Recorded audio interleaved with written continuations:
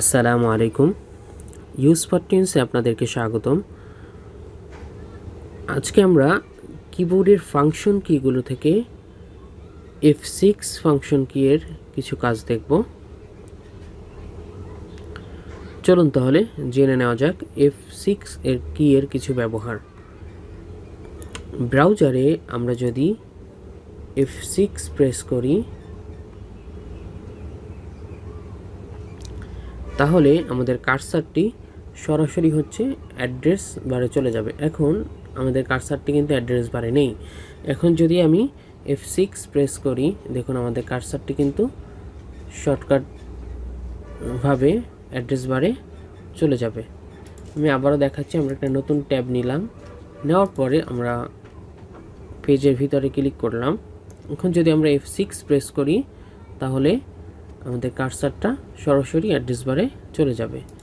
এরপরে আমরা যদি এক্সেল শিটে ফাংশন কি F6 এর মাধ্যমে হচ্ছে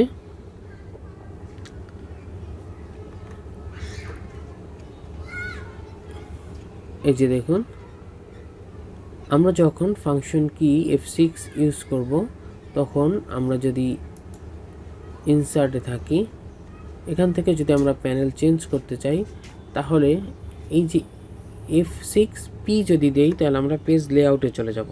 F6P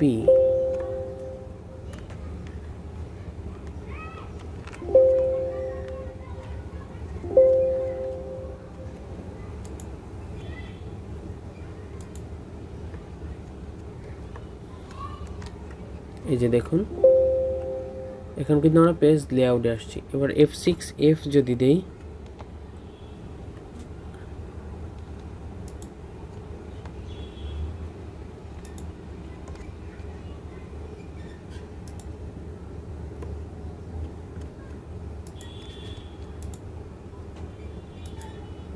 আমরা যদি F6F দেই, দেখুন আমাদেরকে ইনফোতে নিয়ে আসবে, আমাদেরকে ফাইলে নিয়ে আসবে।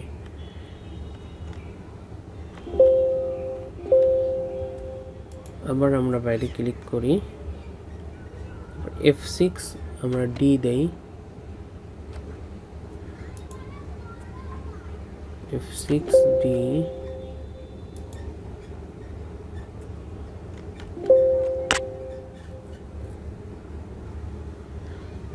এরপরে আমরা যদি MS ওয়ার্ডে যাই, MS ওয়ার্ডে কন্ট্রোল শিফট F6 প্রেস করলে দেখুন, যদি এখানে আমরা আরেকটি ডকুমেন্ট খুলে নিই তাহলে আমাদের বুঝতে সুবিধা হবে।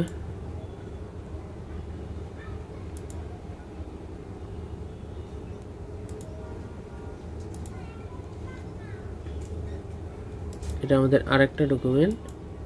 তো এখন যদি আমি কন্ট্রোল শিফট F6 দেই, দেখুন শিফট করে ওই ডকুমেন্টে চলে যাবে, অর্থাৎ অন্য যে ডকুমেন্টটা চালু আছে এটা সক্রিয় হয়ে যাবে। সো এভাবেই হচ্ছে আমরা F6কে সহজে ব্যবহার করে এই কাজগুলো করতে পারি। ধন্যবাদ সবাইকে। আজকে পর্যন্তই। পরবর্তী ভিডিও দেখার আমন্ত্রণ রইল। সেই পর্যন্ত সবাই ভালো থাকবেন, সুস্থ থাকবেন। আল্লাহ হাফেজ। আসসালামু আলাইকুম।